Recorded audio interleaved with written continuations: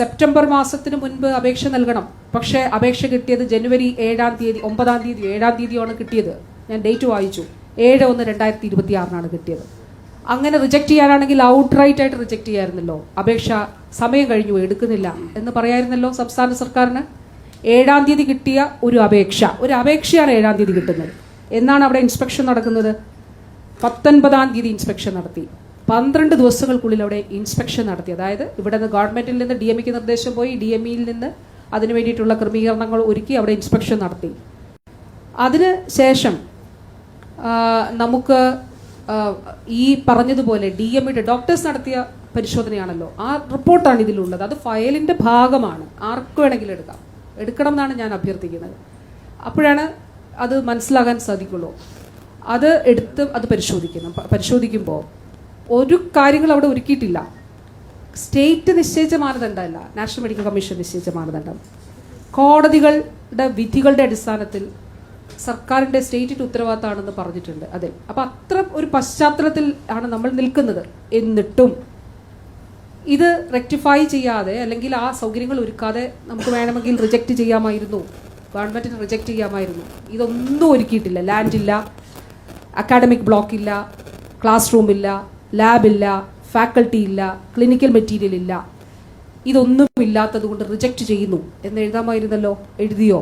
ഇല്ലല്ലോ. നമ്മൾ അവരെ അറിയിച്ചത് എന്താണ്? ഇതിൻ്റെ ഒരു റെക്ടിഫിക്കേഷൻ പ്ലാൻ ഉണ്ടെങ്കിൽ തീർച്ചയായിട്ടും അത് പരിശോധിച്ച് ആവശ്യമായ നടപടി സ്വീകരിക്കുന്നതാണ്. BJPയുടെ ആര് പറഞ്ഞാലും ഇതാണ് ഇതിൻ്റെ വസ്തുത. അവർ എടുക്കുന്ന ഒരു സർക്കാരിനെ കുറ്റപ്പെടുത്താൻ എടുക്കുന്ന ഒരു എഫേർട്ട് അവിടെ ഇത് ഒരുക്കുന്നതിന് ഉണ്ടാകണം എന്നുള്ളത് ആവശ്യമായ നിർദ്ദേശം കൊടുക്കുന്നതിന് എടുക്കണമെന്നാണ് എനിക്ക് പറയാനുള്ളത്.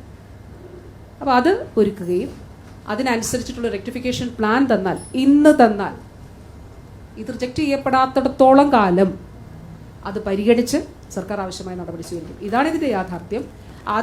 അപ്പോൾ നമ്മളൊന്ന് ആലോചിച്ച് നോക്കിയേ, 9-ാം തീയതി ഇത് കിട്ടുന്നു, അല്ലെ 7-ാം തീയതി കിട്ടുന്നു, ഇത്ര ദിവസങ്ങൾക്കുള്ളിൽ നടപടിയെടുക്കുന്നു, 2 പ്രാവശ്യം ഇവർക്ക് കത്ത് പോകുന്നു. അതിനുശേഷവും എന്നിട്ട് പറയുകയാണ്, റിജക്റ്റ് ചെയ്യാത്തിടത്ത് പറയുകയാണ് റിജക്റ്റ് ചെയ്തു, റിജക്റ്റ് ചെയ്യാത്തിടത്ത് പറയുകയാണ് റിജക്റ്റ് ചെയ്തു എന്ന് പറയുമ്പോൾ അതിലൊരു ദുരുദ്ദേശമുണ്ട്. ആ ദുരുദ്ദേശം എന്താണ്? എത്രയോ വർഷങ്ങളായി കേരള സംസ്ഥാനം ആവശ്യപ്പെടുന്ന എയിംസ് എന്ന ആവശ്യത്തിൽ നിന്ന് അപ്പോൾ അത് നൽകാതിരുന്നത് അതിൽ കേന്ദ്രത്തെ വെള്ളം പൂശുന്നു എന്നുള്ളതേ നമുക്ക് മനസ്സിലാക്കാനായിട്ട് സാധിക്കുകയുള്ളൂ. അല്ലെ, ഒരു ഇത്ര ദിവസങ്ങൾ കൊണ്ടാണല്ലോ ഇതെല്ലാം സംഭവിക്കുന്നത്. ആദ്യമായിട്ടൊരു അപേക്ഷ വരുന്നത് ജനുവരി മാസത്തിൽ. സാധാരണ നിലയിലാണെങ്കിൽ അതിൽ കൂടുതൽ സമയം എടുക്കും. നമുക്ക് തള്ളാനായിരുന്നെങ്കിൽ സെപ്റ്റംബറിന് മുൻപ് തരണം എന്ന് പറഞ്ഞ് തള്ളാമായിരുന്നല്ലോ. കാരണം സെപ്റ്റംബർ സമയം അവസാനിച്ചതാണ്. 2026 ക്ലാസ് തുടങ്ങുന്നതിനുള്ള അപേക്ഷകൾ സ്വീകരിക്കേണ്ടതിൻ്റെയൊക്കെ ഇത് അവസാനിച്ചിരുന്നു. പക്ഷേ സർക്കാർ അതിൽ വളരെ ലിബറലായിട്ടുള്ള ഒരു തുറന്ന സമീപനം എടുത്തു. അത് ഈ സർക്കാരിൻ്റെ കാഴ്ചപ്പാട് നയവുമാണ്. അതിൻ്റെ അടിസ്ഥാനത്തിൽ ഇന്ന് റെക്ടിഫിക്കേഷൻ റിപ്പോർട്ട് തന്നാലും അതിന്മേലുള്ള നടപടികൾ സ്വീകരിക്കും. കേന്ദ്രത്തിൻ്റെ അല്ലേ, അപ്പോൾ കേന്ദ്രം തീർച്ചയായിട്ടും അതിനനുസരിച്ചിട്ടുള്ള മറ്റ് നടപടികൾ അതിന് തുടർച്ചയായിട്ട് സ്വീകരിച്ചാൽ മതിയല്ലോ.